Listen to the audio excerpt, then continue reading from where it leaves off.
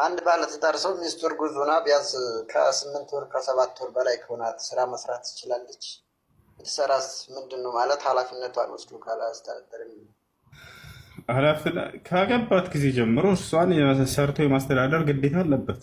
ምን ስታረግዝ ብቻ። ስታረግዝ ደግሞ በደንብ ይበረታል። ከዛቸዋል። ስለዚህ ማስተዳደር አለበት ሰርቶ። የማስተዳደር ኃላፊነት ያለው ባል ላይ ነው። ከመቼ ጀምሮ? ኒካ ካሰረበት ጊዜ ጀምሮ። الرجال قوامون على النساء بما فضل الله بعضهم على بعض وبما أنفقوا من أموالهم ይላል። ባሎች የሚስቶቻቸው አስተዳዳሪዎች ናቸው ይላል። ገንዘብስ ማን ነው መስጠት ያለበት? ባል ነው። በሚያደርጉላቸውም የገንዘብ ወጪ ይላል። የገንዘብ ወጪ ማድረግ ያለበት ባል ነው። ነቢያችን ሰለላሁ ዐለይሂ ወሰለም ጋር የሆነ ሰው መጥቶ ጠየቃቸው። ያ ረሱለላህ ሀል ሊአዝዋጅና ዐለይና ሐቃ?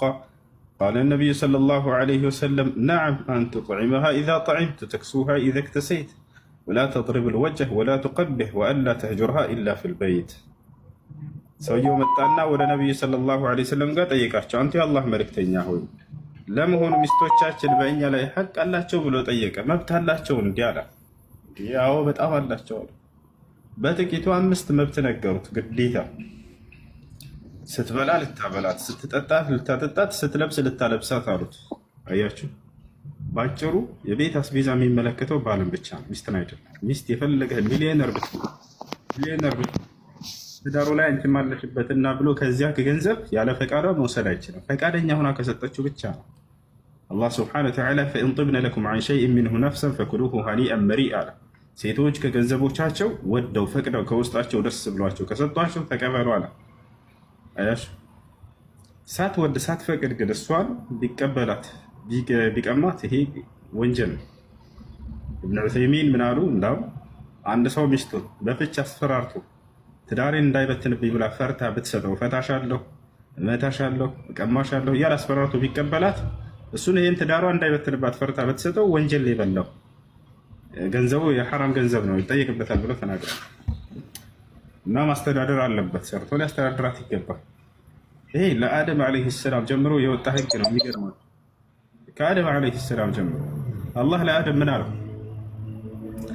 ፈቁልና ያ አደሙ ኢነ ሃዛ ዐዱውን ለከ ወሊዘውጅከ ፈላ ዩኽሪጀነኩማ ሚነል ጀነቲ ፈተሽቃ። ለአደም አላህ ምን አልኩት አለ? አንተ አደም ሆይ ይህ ሰይጣን ለአንተና ለሚስትህ ጠላታችሁ ነው። አደራ ከጀነት እንድትወጡ ሰበብ እንዳይሆናችሁ፣ ከወጣችሁ አንተ ትደክማለህ ትለፋለህና አሉ። አያችሁ፣ ወደ ምድር ከወረዱ መልፋት፣ መድከም፣ መስራት የማን ኃላፊነት እንደሆነ ነገረው። አንተ ያንተ ስራ ነው ይሄ ብሎታል። ከሰው ልጆች መጀመሪያ ከአደም ጀምሮ ሰርቶ ደክሞ ለፍቶ ማስተዳደር ያለበት ኃላፊነት የጣለበት እርሱ ወንድ ልጅ ይሄ ነው። እንደ እስልምና ሴት ልጅ በየትኛውን ጊዜ ሰርታ ታብላ ቤት ማንኛውንም የተገደደችበት ነገር የለም። ልጅም በሆነችበት ጊዜ አባቷ ሊያስተዳድራት ግዴታ ተጥሎበታል። አባት ከሌለው ወንድሟ እንዲያስተዳድራት ግዴታ ተጥሎበታል። የሚገርማችሁ እህት ግን ወንድሟን የማስተዳደር ግዴታ የለባትም። ለዚህም ነው የሁለት ሴት ድርሻ ለአንድ ወንድ ድረስ የተባለው። አንደኛው ድርሻው እህቱን መንከባከቢያ ይሆን ዘንድ ነው። ታቸዋላ ኢማሙ አሕመድ ብን ሐንበል ምን አሉ? እህት ተቸግራ ለሆነ ነገር ገንዘብ አስፈልጓት የሚሰጣት አባት ከሌላት ወንድሟ ካለው የመስጠት ግዴታ አለበት ይላሉ። እና ይህን ይመስላል ሰውየው ሚስቱን የማስተዳደር ኃላፊነትና ተጥሎበት ግዴታ አለበት። ያልገባኝ ነገር ማለት ሁለተኛ ደግሞ በፍቅር ተገናኝተን ከዋደን ከለን ማለት እኔ ማስተዳደር ካልቻልኩኝ ይሰማል። ማስተዳደር ካልቻልኩ ማለት ሁለታችንም ሰርተን እንለወጣለን ብለን ተገናኘን።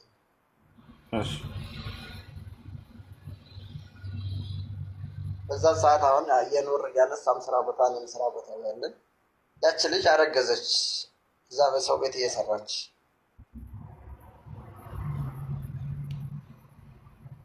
እሺ።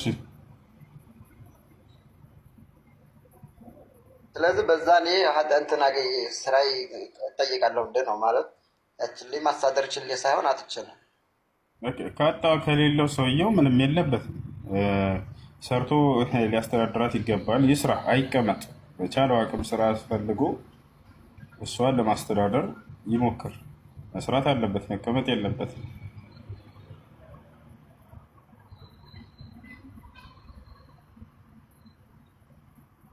ኦኬ ተመልሰሽ ይቅርታ። አመሰግናለሁ። አይ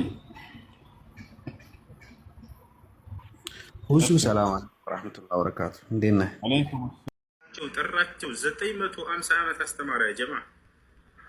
ነገር ግን ያመኑለት ሰዎች 80 ሰዎች አካባቢ የሚጠጉ ናቸው ይላሉ ዑለሞች። ወለቀድ አርሰልና ኑሐን ኢላ ቀውሚሂ ፈለቢሰ ፊህም አልፈ ሰነት ኢላ 50 ዓመን ፈአኸዘሁም ጡፋን ወሁም ዛሊሙን ፈአንጀይናሁ ወአስሓበ ሰፊነቲ ወጀዐልናሃ አየተን ልልዓለሚን ይላል። ኑሕን በእርግጥ ወደ ህዝቦቹ ልኬው ነበር አለ አምላክ አላህ። ፈለቢሰ ፊህም አልፈ ሰና በመካከላቸውም እያስተማራቸው ለ1000 ዓመት ያክል ቆየ። ኢላ 50 ዓመ 50 ዓመት ስትቀራ 950 ዓመት በመካከላቸው እያስተማረ ቆይቶ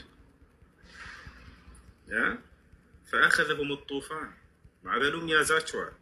ወሁም ዛሊሙን እነርሱ ነፍሳቸውን በክህደት የበደሉ በመሆናቸው ምክንያት ፈአንጀይናሁ ወአስሓበ ሰፊና እርሱንና የመርከቢቱን ባለቤቶች መርከቢቱ ላይ ያሉትን ብቻ አዳንኳቸዋል። ወጀዐልናሃ አየተን ልልዓለሚን ለዓለማትም ህዝብ ተአምር ድንቅ ተአምር አደረግኳታል።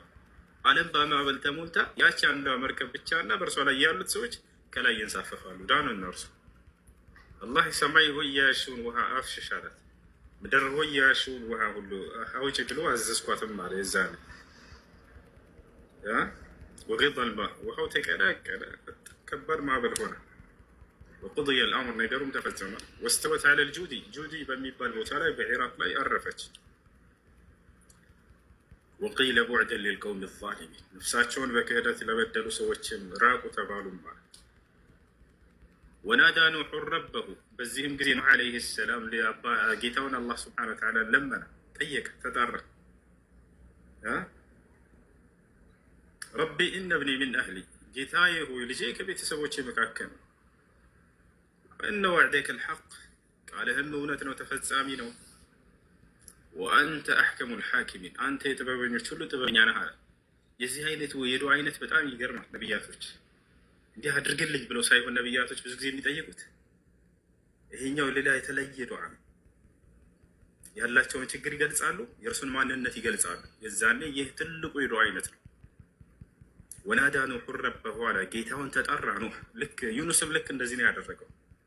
አሳ ነባሪ በዋጠችው ጊዜ ምንድን ነው ያለው? ወዘኑኒ ኢዝ ዘሀበ ሙጋዲበን ፈظነ አን ለን ነቅዲረ ዐለይህ ፈናዳ ፊ ዙሉማት አን ላ ኢላሀ ኢላ አንተ አለ። በዚያ በጽልመት ውስጥ ሆኖ ተጣራ ጌታውን አላህ ሱብሓነሁ ወተዓላ። ምን አለ? ከአንተ ከአላህ በስተቀር በእውነት የሚመለክ ሌላ አምላክ እንደሌለ አውቃለሁኝ፣ ማንም የለም አለ። ሱብሓነክ ጥራት ይገባ አምላኬ፣ ኢኒ ኩንቱ ሚነ ዛሊሚን እኔ ነፍሴን ከበደሉ ሰዎች ሆኛለሁኝ አለ። ፈስተጀብና ለሁ ወዲያውም ተቀበልኩት ልመና። አሁንም ኑሕ ዓለይሂ ሰላም ልጁ ከሃዲ ነው።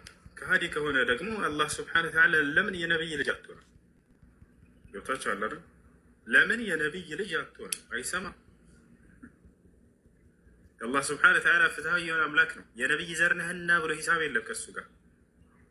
በእርሱ ላይ ቅንጣት ሌላን አካል ማጋራት የለብንም። በእርሱ ላይ የሚያጋራና የካዳ አካል እስከሆነ ድረስ በፍጹም የነቢይ ዘር ቢሆንም ምህረትን አያገኝም።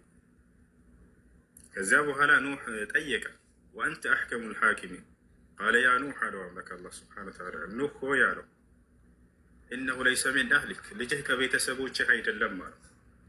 ስለምን ቤተሰብ? ስለ ስጋ ቤተሰብ እያወራ አይደለም አላህ፣ ስለ ኢማን ስለ እምነት ቤተሰብነት ነው። ኢነሁ ዐመሉን ገይሩ ሷሊሕ አለው እርሱ ስራው ጥሩ አልነበረምና ነው። ለዚህ ነው ፈላ ተስአልኒ ማ ለይሰ ለከ ቢሂ ዒልም እውቀት በሌለህ ነገር ላይ ሁለተኛ እንዳትጠይቀኝ በዚህ ነገር አለ። ኢኒ አዒዙከ አን ተኩነ ሚነል ጃሂሊን ከማይማኖች እንዳትሆን እኔ እገሥጽሃለሁ። ወዲያውኑ ከዚህ ጥያቄው ጸጸት ውስጥ ገባ፣ ተውበት አደረገ። ቃለ ረቢ ኢኒ አዑዙ ቢከ አን አስአለከ ማ ለይሰ ሊ ቢሂ ዒልም አለ። ጌታዬ ሆይ እውቀት በሌለኝ ነገር ላይ አንተን ከመጠየቅ በአንተ እጠበቃለሁኝ፣ ይቅር በለኝ። ወኢላ ተግፊር ሊ ወተርሐምኒ አኩን ሚነል ኻሲሪን ይህም በመጠየቅ ምክንያት የማትምርልኝና የማታዝንልኝ ከሆንክ ከከሰሩ ሰዎች እሆናለሁ፣ እባክህን ማረኝ፣ ዘንልኛል። አላህ ስብሓነሁ ወተዓላ ቂለ ያ ኑሕ እህቢጥ ቢሰላሚን ሚና ወበረካቲን ዐለይከ። ይሄን ንግግር ሁሉ እያደረገ ያለው ገና መርከቢቱ ላይ ያለ ነው። ቂለ ያ ኑሕ ሆይ አልኩት አለ እህቢጥ ቢበረካቲን ወሰላሚን ዐለይከ፣ በአንተና ከአንተ ጋር ባሉ ህዝቦች ላይ የእኔ የአላህ በረከትና ሰላም ያለባቸው ስትሆኑ በሉ ውረዱ ከመርከቢቱ፣ ኑሯቸውን ቀጥሉ አላቸው። ይህ ነው የሆነው ነገር እና ወደ ጥያቄ ስንመለስ ሱራ አልአንቢያ ላይ ያለው ዱዓ አድርጎ ተቀበልኩት ያለው እነዚህን ከሃዲ ህዝቦች ከምድር ገጽ አጥፋልን ብሎ የለመነውን ልመና ነው።